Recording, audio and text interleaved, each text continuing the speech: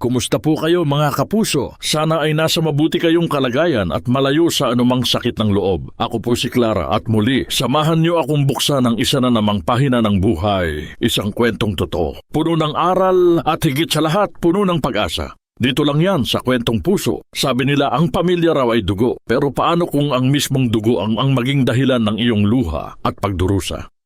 May mga pagkakataong ang pagmamahal na hinahanap mo ay hindi mo makita sa sarili mong tahanan, kundi sa puso ng isang taong matagal nang naghihintay na makahanap ng pagpapatawad. Ang bata na yan, hindi mo na kailangan sa buhay mo, Clarissa. Wala ka nang pakialam sa kanya. Napatigil si Miguel sa paghinga. Parang tumigil din ang pag-ikot ng mundo sa loob ng maliit at maingay nilang kusina. Ang boses ni Clarissa, ang stepmother niya, ay umalingaw-ngaw. Hindi iyon sigaw.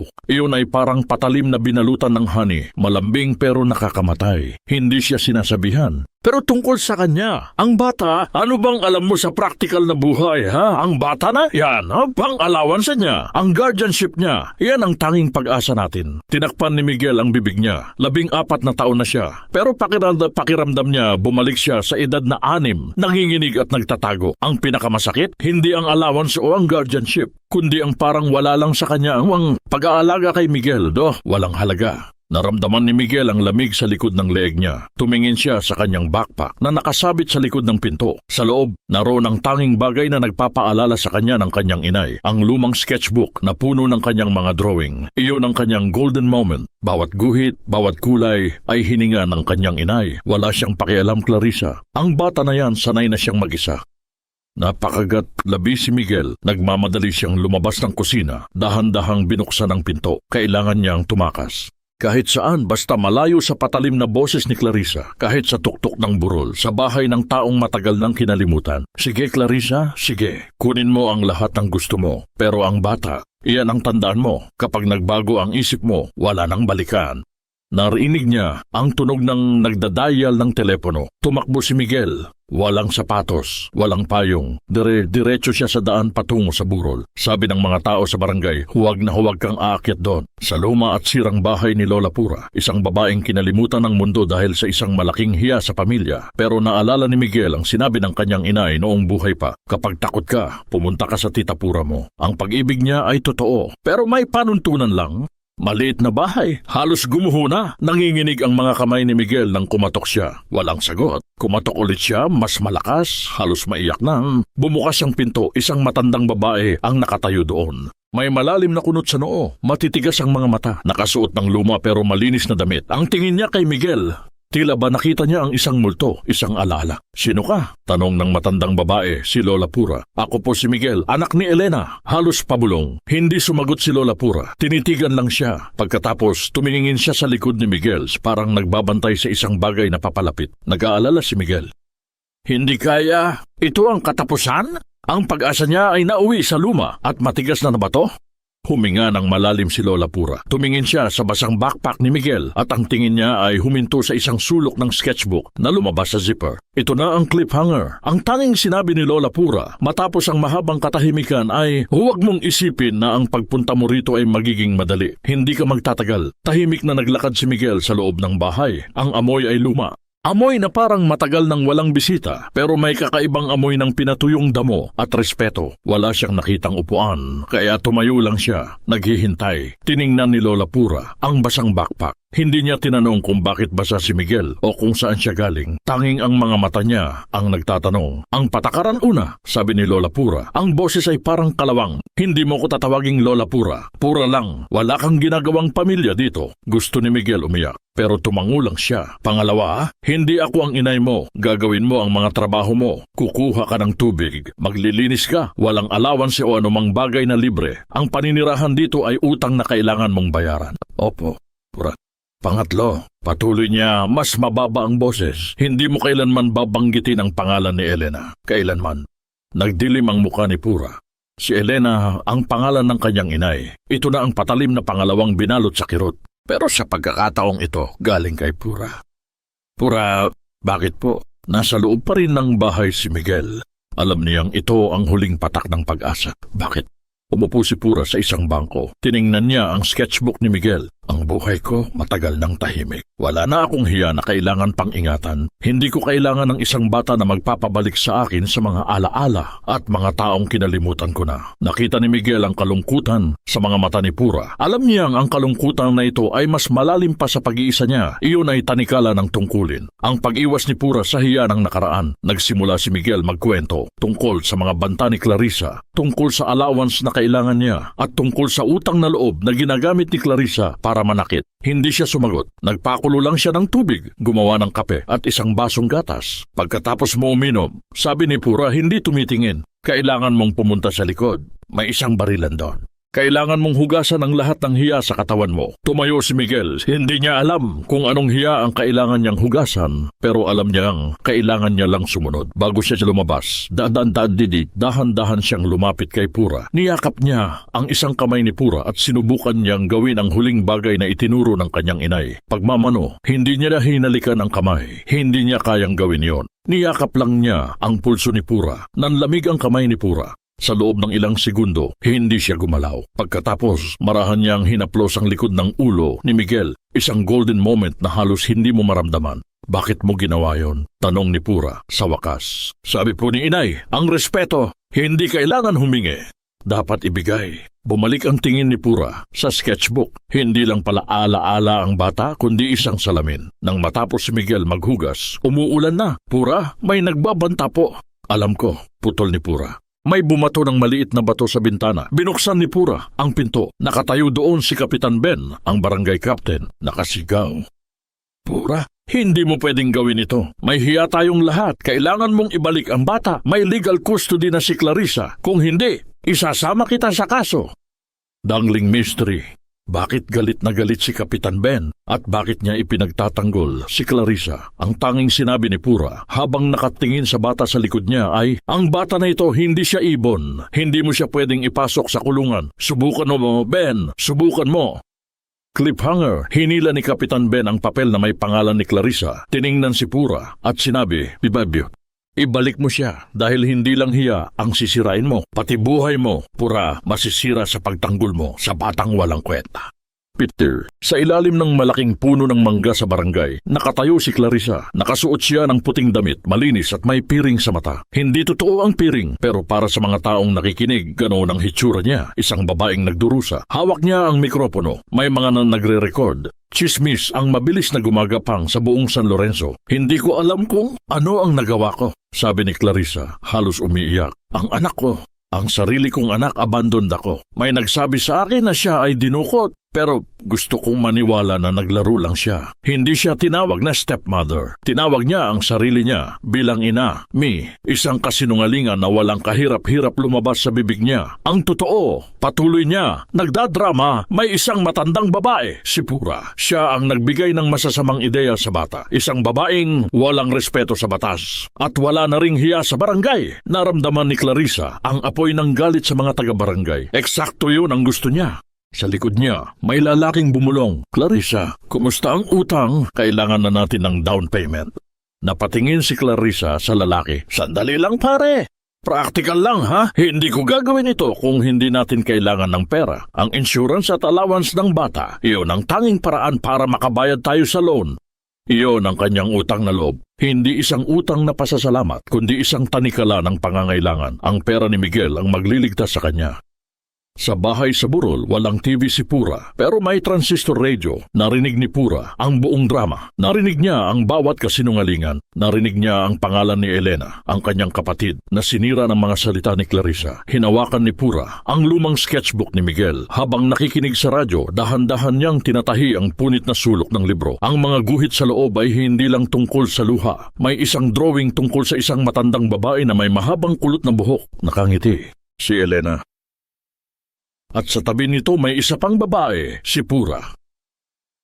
Alam ni Pura na nag-iwan ng isang lihim si Elena, isang pagmamahal na hindi niya tinanggap noong nabubuhay pa ang kanyang kapatid. Ang kasinungalingan ay tulad ng tubig, bulong ni Pura sa sarili, lumulutang sa ibabaw, pero ang katotohanan laging nasa ilalim. Hindi niya naisip na maging isang bayani. Naisip lang niya na tuparin ang huli niyang utang na loob sa kanyang kapatid, ang protektahan ang kanyang anak. Pero ang mga salita ni Kapitan Ben ay bumalik sa kanyang isipan. Dangling mystery. Ang huling pag-uusap ni Elena at Pura ay tungkol sa isang lumang alahas. Ano ang koneksyon nito sa hiya ni Pura? Narinig ni Pura ang tunog ng nagdadial ng telepono. Si Clarissa.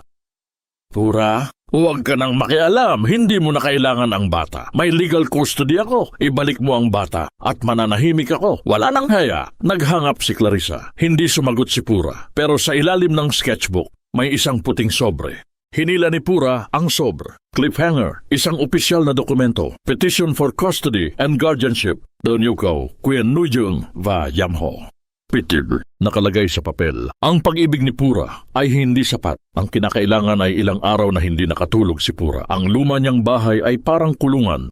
Tahimik pero napuno ng mga tanong. Tinawag niya ang isang lumang kontak, isang babaeng abogado na matagal na niyang natulungan noong nagsisimula pa lang ito. Isang pabor na matagal ng utang sa kanya.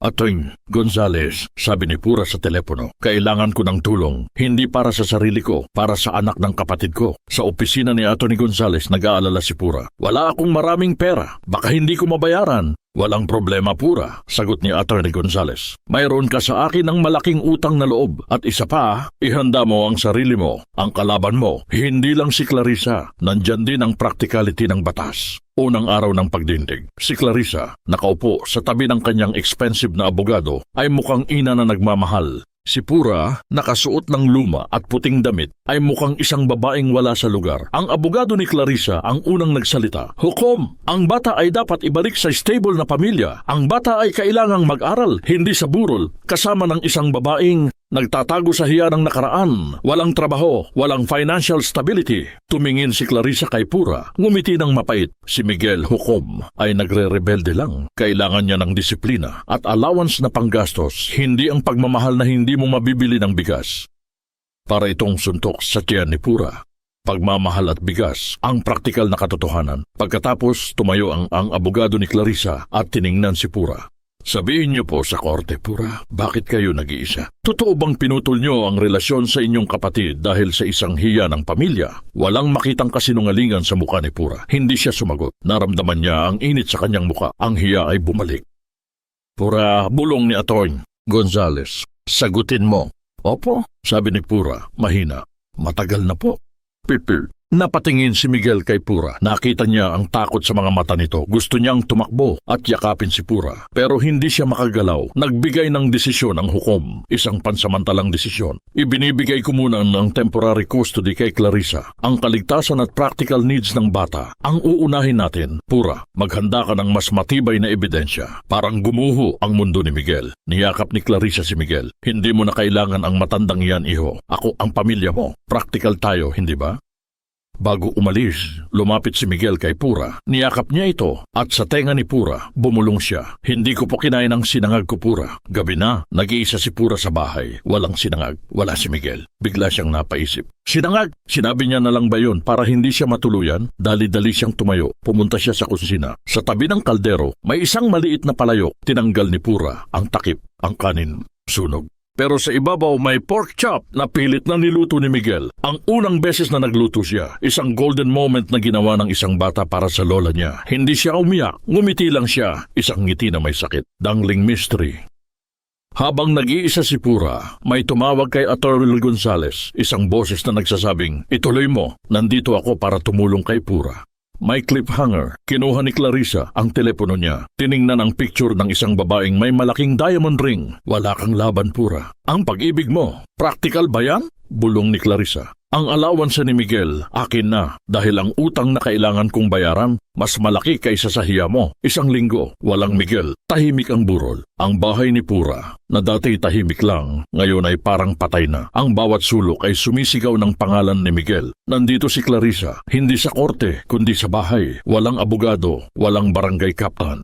Pura, sabi ni Clarissa, kalmado, halos malambing. Gawin na nating practical ito. Ang bata, gusto ko lang ang guardianship at ang pera. May utang ako, malaki.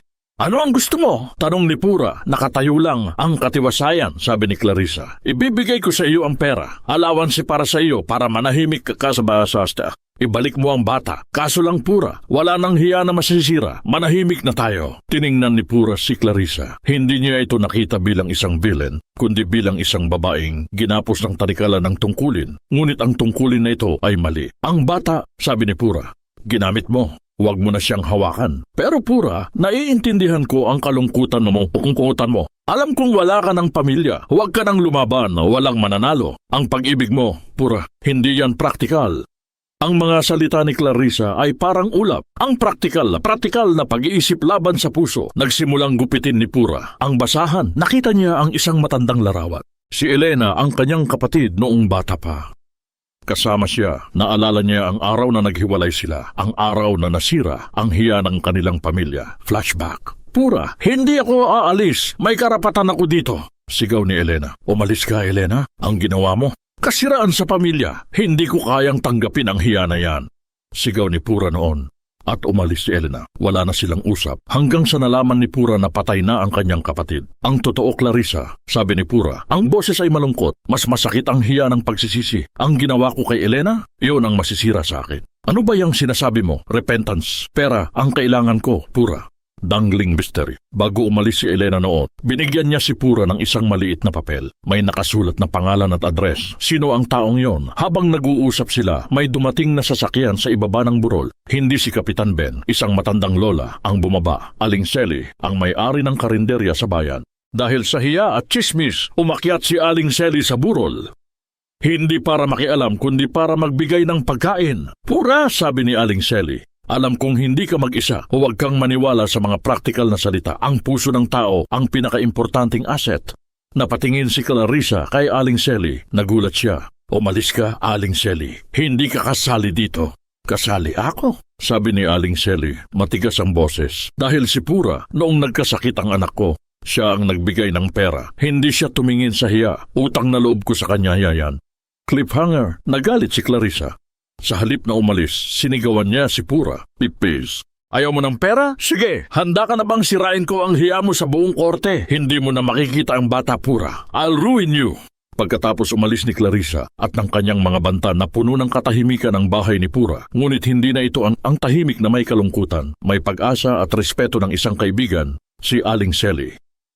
Hindi ka nag-iisa, Pura, sabi ni Aling Sally habang nag-aayos ng mga plato. Ang hiya na yan, ginagamit lang ang yan ng mga taong walang hiya talaga. Hindi nagtagal, bumaba si Pura sa barangay. Hindi para makipag-away, kundi para makita si Miguel. Alam niyang temporary custody lang ito. May karapatan siyang bisitahin ang bata. Dumating si Pura sa eskwelahan. Si Miguel nakaupo sa sulok, nag-iisa. Pura... Tumakbo si Miguel at niyakap si Pura ng mahigpit. Kumusta ang praktikal na buhay? Tanong ni Pura. Mahina. Hindi po praktikal. Sagot ni Miguel. Malamig po. Walang sinangag. Sinubukan ni Pura ngumiti. Dali na! Magmerienda tayo! Dinala niya si Miguel sa karinderya ni Aling Sally. Nag-order sila ng paborito ni Miguel, pansit at sagot gulaman. Ito ang kanilang breather scene, isang sandali ng normalidad sa gitna ng labanan. Habang kumakain sila, tinanong ni Miguel si Pura. Pura, bakit po masama ang loob ni Clarissa sa akin? Hindi sa'yo, Miguel, paliwanag ni Pura. Sa pera at sa utang na kailangan niyang bayaran, walang kinalaman ang pagmamahal dyan. Nag-iisip si Miguel. Pagkatapos, inilabas niya ang kanyang allowance, maliit lang na barya. Golden moment. Pura, sabi ni Miguel. Ito po, pera ko. Bili tayo ng mas masarap na kape para sa iyo. Ang pera ko. Hindi ito practical para sa kanila, pero para sa iyo. Ito po ang pagmamahal ko. Hindi tinanggap ni Pura ang pera. Hinawakan lang niya ang kamay ni Miguel. Ang pagmamahal mo, Miguel, mas mahalaga pa kaysa sa anumang pera. Habang nag-uusap sila, dumating si Kapitan Ben. Tiningnan ni Kapitan Ben si Pura, puno ng hiya at galit. Nagiwas siya ng tingin kay Aling Sally. Nagtataka si Pura. Bakit umiiwas si Kapitan Ben kay Aling Sally? Ben? Tawag ni Pura. May hiya ka ba sa ginagawa mo? Pura? Hindi mo alam ang buong kwento. Sagot ni Kapitan Ben. Gusto ko lang manahimik. Ang barangay, may loan din tayo. Ano? Tanong ni Pura. Dangling mystery. Nagbulungan sina Kapitan Ben at Aling Sally sa isang sulok. Narinig ni Pura ang salitang, pambayad sa utang ng opisina. Pembayar Nubanfong. Parang may issue sa pananalapi si Kapitan Ben at si Clarissa ang nag-aalok ng tulong. Kailangan mong bumalik, Miguel, sabi ni Pura. Niyakap ni Miguel si Pura. Pura, huwag kang sumuko. Ang sketchbook ko, nandyan ang lahat. Umalis si Miguel. Pagkatapos dumating ang isang lalaki, isang messenger. May dala siyang malaking brown envelope. Cliffhanger. Kinuha ni Pura ang sobre. Sa loob, isang formal na anunsyo, urgent hearing notice. Ang hindi naghanda si Pura, walang sapat na oras. Ang biglaang pagpapatawag ay isang taktika ni Clarissa, isang preemptive strike para hindi makahanap ng malalaking ebidensya si Pura sa korte. Ang huling labanan, puno ng determinasyon ang mukha ni Pura, ngunit sa loob may takot. Tiningnan niya si Miguel, nakaupo ito sa tabi ni Clarissa, nakatingin lang sa sahig. Wadang buhay. Ang abogado ni Clarissa ang unang nagsalita. Hukom. Aniya, si Clarissa Villanueva ay may financial stability para magbigay ng practical na buhay kay Miguel. Nag-aaral ang bata sa private school, may allowance, may security. Pagkatapos tiningnan niya si Pura. Ngayon naman si Gidingge Pura Esperanza. Maaari po ba ninyong sabihin sa korte ano ang trabaho ninyo? Ano ang inyong pinagkakakitaan? Wala po kayong patunay na kayang suportahan ang bata. Bumulong si Pura. Mayroon akong lupa. Lupa? Tumaas ang kilay ng abogado. Luma at halos walang halaga. Hindi po yan practical na asset. Sumunod, tiningnan siya ng abogado ni Clarissa. Puno ng hiya. Maaari po ba ninyong sabihin sa korte, Pura, bakit po kayo nag-iisa? Totoo bang may kasunduan kayo ng inyong kapatid, Elena, na maghiwalay at hindi na mag-usap? Dahil sa isang eskandalo, nanlamig si Pura. Ang hiya, ang kanyang pinakamalaking kahinaan, ay inilabas sa harap ng lahat. Hindi siya nakasagot. Gusto niyang tumayo, sumigaw at magpaliwanag. Ngunit ang mga salita ay natigil sa kanyang lalamunan. Ang utang na loob sa sarili niyang konsensya ang bumabagabag sa kanya. Hukom, walang sagot. Ang kanyang hiya ang nagpapatunay na hindi siya moral guardian para sa bata. Pipiti. Tumingin si Clarissa kay Pura, nakangisi. Ang pag-ibig, Pura, ay hindi magbabayad ng tuition fee. Ang practical na buhay ang kailangan. Hindi na kinaya ni Atty. Gonzales. Tumayo siya at sinabi, Hukom! Ang bata mismo ang ayaw kay Clarissa. Ang sketchbook na hawak ni Miguel ay patunay ng abuse. Tumawa si Clarissa. Sketchbook? Mga drawing. Hukom, ang mga bata ay may imagination. Huwag nating gamitin ang kanyang childish drawings para sirain ang isang stable na pamilya. Biglang nagsalita si Kapitan Ben. Nakaupo siya sa likod bilang isang saksi. Hukom, sabi ni Kapitan Ben. Si Clarissa ay mabait. Si Pura, wala siyang respeto sa barangay. Kailangan natin ng katahimikan.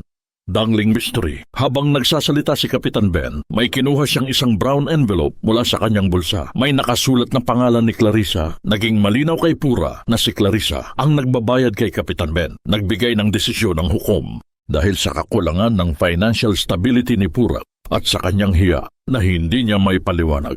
Ako ay magbibigay ng desisyon na hindi pabor sa kanya. Parang bumagsak ang lahat sa balikat ni Pura. Ang full custody ay ibinibigay kay Clarissa Villanueva. Tumayo si Clarissa, ngumiti at niyakap si Miguel ng mahigpit. Tapos na, iho! Ako ang nanalo! Ang praktikal na buhay ang nanalo! Hinila ni Clarissa si Miguel palabas ng korte. Cliffhanger, bago sila lumabas. Nilapitan ni Miguel si Pura. Wala siyang sinabi. Kinuha niya ang sketchbook niya at ipinasok niya ito sa bag ni Pura. Pura, bulong ni Miguel, tiningnan ang mata ni Pura.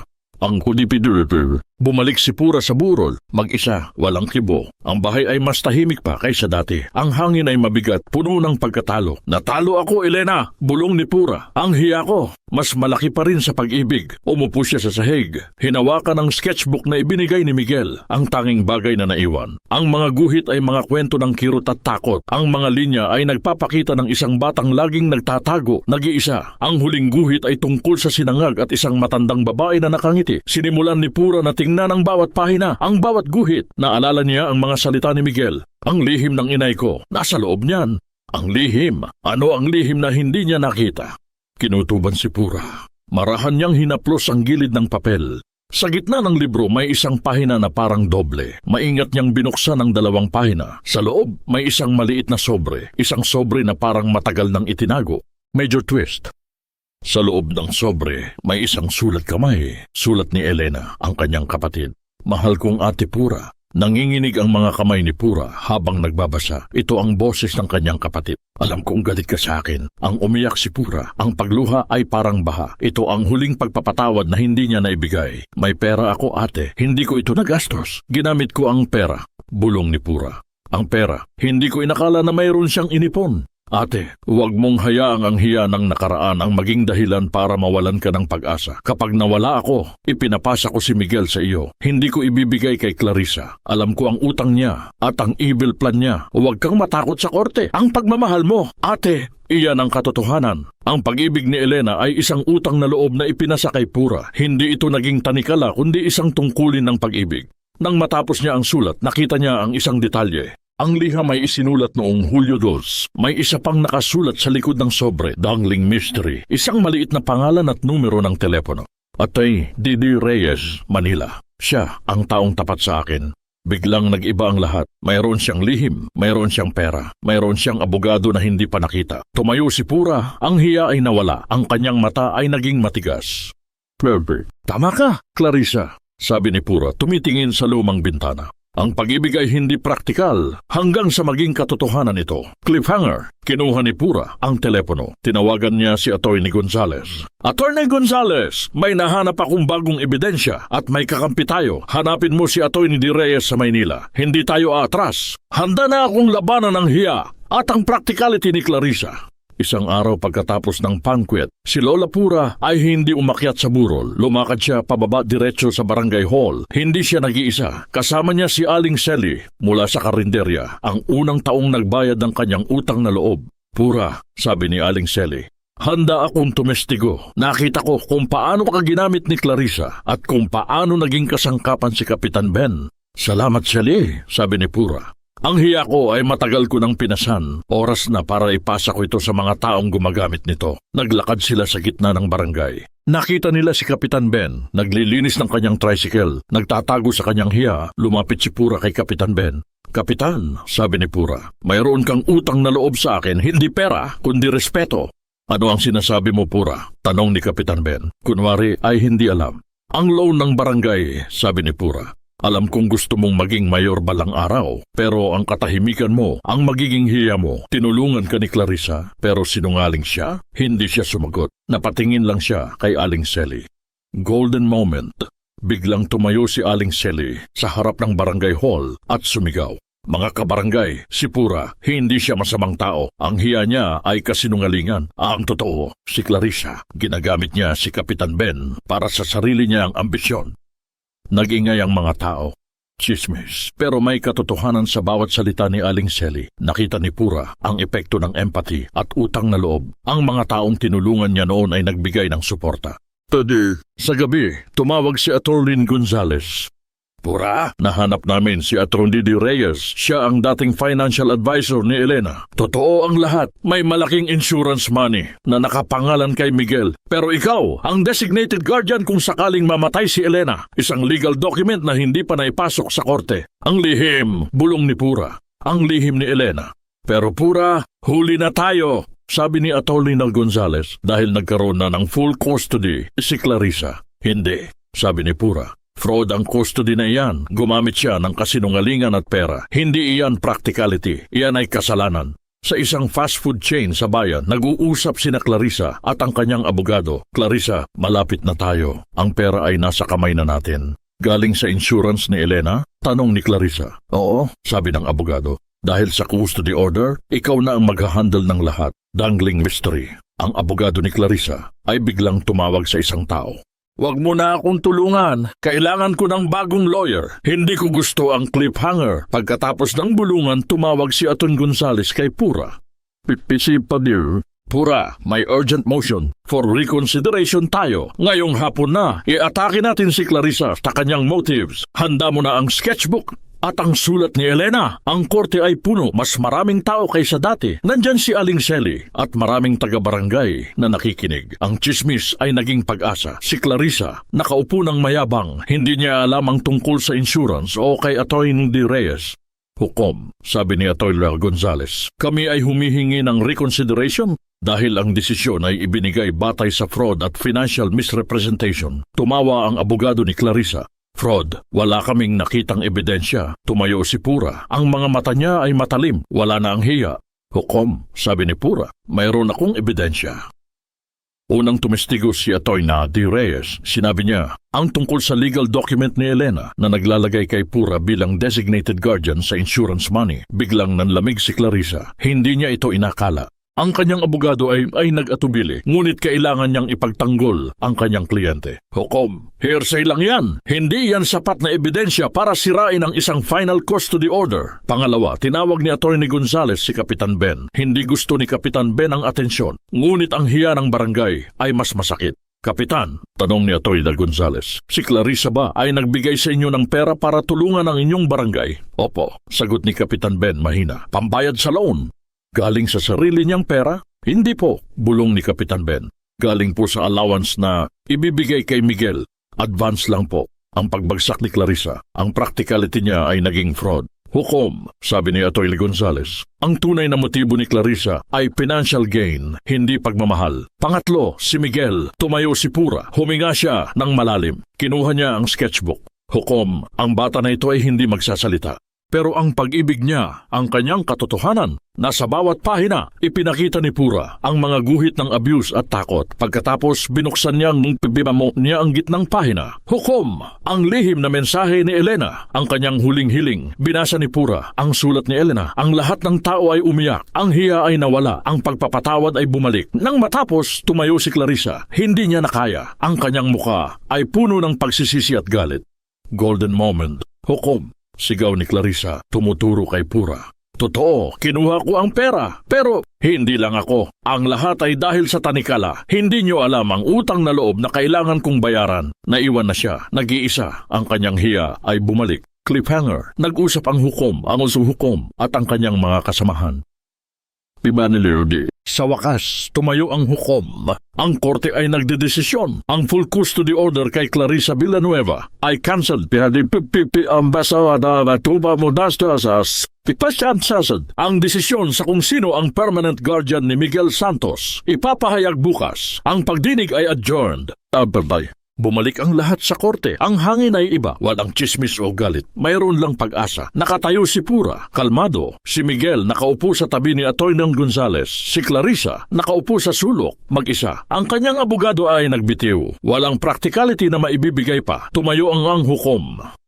Ang korte, sabi ng hukom, ay nagbigay ng desisyon batay sa pinakamahusay na interes ng bata. Tiningnan namin ang mga legal documents, ang mga financial records, at ang mga patotoo tungkol sa karakter. Ang lahat ay tumahimik batay sa ebidensya, patuloy ng hukom.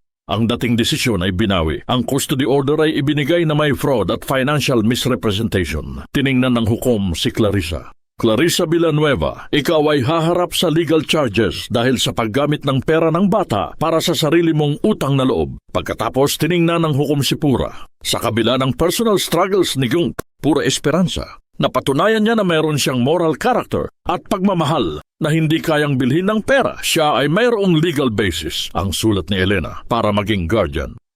Ang huling hatol, ang permanent guardianship ni Miguel Santos ay ibinibigay kay Pura Esperanza. Isang malaking sigh of relief ang narinig sa korte. Lumapit si Miguel kay Pura. Hindi siya tumalon. Niyakap lang niya si Pura ng mahigpit. Sabi ko sa iyo, Pura, bulong ni Miguel, ang pagmamahal ay laging nananalo. Hindi ko nagawa, Miguel, sagot ni Pura. Naiiyak. Tayo ang nagawa. Habang papalabas, nilapitan ni Pura si Clarissa. Dangling mister. Tiningnan lang ni Pura si Clarissa. Walang galit. Mayroon lang awa. Clarissa, sabi ni Pura, ang utang mo, hindi dapat bayaran ng hiya ng iba. Hanapin mo ang pagpapatawad sa sarili mo. Hindi mo alam ang ginawa mo, bulong ni Clarissa. Ang hiya ko, mas masakit pa kaysa sa iyo. Umalis si Clarissa, mag-isa, walang sumama. Ang hiya ng buong barangay ay nasa kanya. Golden moment, sinalubong si Pura at Miguel ng mga taga-barangay sa labas ng korte. Ang mga tao na dati tumitingin lang sa hiya ni Pura ngayon ay nagbibigay ng respeto. Nagbigay ng pagkain si Aling Sally. Ngunit si Pura, hindi siya nagbago. Hindi siya nagmayabang, siya ay Pura lang. Sumakay sila sa tricycle pabalik sa burol. Cliffhanger, habang umaakyat sila, nakita ni Miguel ang tumpok ng mga bato sa kanyang tabi. Ang mga batong ibinabato ng mga tao, wala na ang mga bato. Sa loob ng luma at tahimik na bahay, tinitigan ni Pura ang sketchbook. Tiningnan niya si Miguel na natutulog na at sinabi sa sarili, ngayon, paano na kaya ang buhay namin? Hindi na tulad ng dati. Magiging pulpa. 1 taon ang lumipas. Ang luma at tahimik na bahay sa burol ay hindi na tahimik. May ingay ng martilyo, pako at tawa. Si Pura at Miguel ay nag-aayos ng bahay. Ginawa nilang kulay puti ang dingding, simbolo ng bagong buhay. Si Miguel, 11 taong gulang na, ay mas masaya na. Nag-aaral siya sa lokal na pampublikong paaralan at siya ang laging honor student. Ang kanyang sketchbook ay puno na ng mga guhit ng pag-ibig at pag-asa. Sa isang hapon, nag-iisa si Pura. Kinuha niya ang sketchbook. Tiningnan niya ang larawan ni Elena. Ito ang oras ng pagpapatawad. Lumabas si Pura. Bumababa siya sa barangay. Naglakad siya papunta sa sementeryo. Sa puntod ni Elena, nag-iisa si Pura. Elena! Bulong niya. Hindi ko na protektahan ang hiya mo nung buhay ka. Pinalayas kita. Iyan ang utang ko. Pero ngayon, ipinagtanggol ko si Miguel. Ginawa ko ang huling tungkulin ko. Umiyak si Pura. Hindi na dahil sa hiya, kundi dahil sa pag-ibig. Patawarin mo ako, Elena, at patawarin mo ako, Pura. Bumalik si Pura sa burol. Nakita niya si Miguel na naghihintay. Golden moment. Pura, sabi ni Miguel, alam kong malungkot ka. Kaya gumawa ako ng pamilya. Ipinakita ni Miguel ang kanyang huling guhit. Isang bahay sa burol, 2 tao, siya at si Pura, walang ibang tao. Ang pamilya natin, Pura, sabi ni Miguel. Hindi ito tulad ng dati. Ito na ang praktikal na buhay na gusto ko. Niyakap ni Pura si Miguel. Mahigpit, dangling mystery. Nabalitaan ni Pura na ang utang ni Clarissa ay nabayaran ng isang tao. Isang miyembro ng pamilya ni Clarissa na nagpakita ng hiya para sa ginawa niya. Ang tanikala ay naputol. Kinabukasan, may kumatok si Kapitan Ben. Hindi siya galit. Nagdala siya ng kakanin at nag-alok ng tulong sa pag-aayos ng bahay. Pura, sabi ni Kapitan Ben, puno ng respeto. Salamat sa hiya na ibinigay mo sa akin. Nagawa kong bayaran ang loan ko. Ngayon, mas tapat na ako sa barangay. Tiningnan ni Pura si Kapitan Ben. Huwag mong isipin ang hiya, Ben. Isipin mo ang tungkulin mo. Gabi, oras ng pagkain. Kumakain sila ng sinangag na hindi sunog. Tiningnan ni Miguel si Pura. Huminga siya ng malalim. Ang pinakamahalagang salita, cliffhanger. Pinawi. Pura, hindi na kita tatawaging Pura. Dahil ikaw ang nagbigay sa akin ng pag-asa. Ikaw ang nagbigay sa akin ng pamilya. Kaya, inay, 1 taon pa ang lumipas. Sa araw ng piyesta ng San Lorenzo, ang burol ay naging sentro ng pagdiriwang. Dati, ang bahay ni Pura ay isang lugar na iniiwasan. Ngayon, ito ay puno ng ilaw, tawa at amoy ng lechon. Si Miguel, 12 taong gulang na, ay tumutulong kay Aling Sally sa paghahanda ng karinderya booth. Masigla. May tiwala sa sarili. Si Pura, nakatayo sa tabi ng kanyang bahay, nakangiti. Hindi na siya nag-iisa. Ang hiya ay napalitan ng respeto mula sa buong barangay. Pura, sabi ni Kapitan Ben, ikaw ang inay ng barangay na ito. Ang pagmamahal mo, mas matindi pa kaysa sa batas. Hindi na-realize ni Pura kung gaano siya nagbago. Ang kanyang tanikala ng tungkulin ay hindi napasanin. Ito ay naging inspirasyon. Ang tanging tanong, 1. Natawad ba ang mga tauhan? Si Pura, oo, natawad na niya ang sarili niya sa pag-abandona kay Elena. Ang pagpapatawad ay hindi galing sa labas, kundi sa loob. Si Miguel, oo, hindi niya kinamumuhian si Clarissa. Ang pag-ibig niya para kay Pura ay mas matindi kaysa sa galit niya. 2. Nakita ba nila ang kapayapaan? Oo, ang kapayapaan ay hindi tahimik na burol. Ang kapayapaan ay ang ingay ng isang pamilyang nagmamahalan. Golden moment. Nilapitan ni Miguel si Pura. May hawak siyang isang maliit na sobre galing sa kanyang allowance. Inay, sabi ni Miguel na may ngiti. Ito po, hindi ito practical na pera. Pero ito ang utang na loob ko po sa inyo. Pera para sa isang bagong sketchbook at kulay. Salamat anak, sabi ni Pura, hinaplos ang mukha ni Miguel. Ang utang na loob mo, nabayaran na ng iyong pagmamahal. Ang huling aral. Ang hiya ay natalo ng pagmamahal. Ang practicality ay natalo ng puso. Ang pamilya ay hindi natagpuan sa dugo kundi sa pagpili. Tiningnan ni Pura ang buong barangay. Nakita niya ang mga tao. Nakita niya ang sarili niya. Pipibirbo. Sa huli, bulong ni Clara ang tagapagsalaysay. Ang kwento ni Lola Pura at Miguel ay nagbigay ng aral. Huwag kang matakot sa hiya ng nakaraan dahil ang pag-asa ay laging nanggagaling sa mga taong handang magbigay ng pagmamahal ng walang kondisyon. Dahil ang pamilya, iyon ang pag-ibig. Ito na po ang mensahe ng pasasalamat at pagtatapos mula sa mayakda nakaformat bilang buong teksto ng script para sa narrator. At dito na nagtatapos ang kwento ni na Lola Pura, Miguel at ang kanilang paglalakbay sa gitna ng hiya at katotohanan.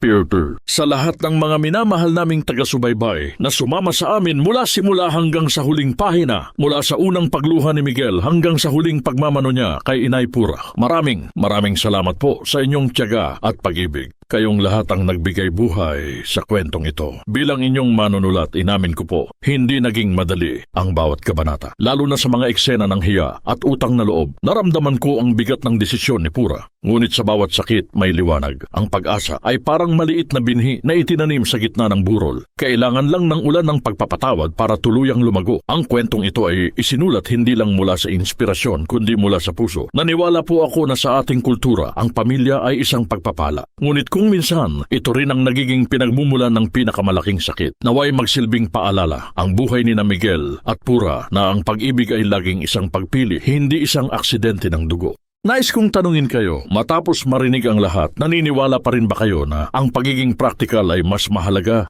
kaysa sa pagtupad ng tungkulin ng puso? At kung ikaw si Pura, kaya mo rin bang kalimutan ang matinding hiya para lang ipagtanggol ang isang bata na hindi mo sarili? Ikaw ba, kaya mo ring patawarin ang taong nagkasala sa iyo? Sana po, sa pagtatapos ng kwentong ito, hindi lang kami ang inyong narinig, kundi pati na rin ang boses ng inyong sariling puso. Ibahagi po ninyo ang inyong damdamin. Mag-iwan ng komento sa ibaba kung ano ang pinakamahirap at pinakamagandang bahagi para sa inyo. I-like at i-share po natin ang kwento. Maraming salamat po ulit. At hanggang sa susunod na Kwentong Puso. Ang kwento ay isinulat ni Kwentong Puso.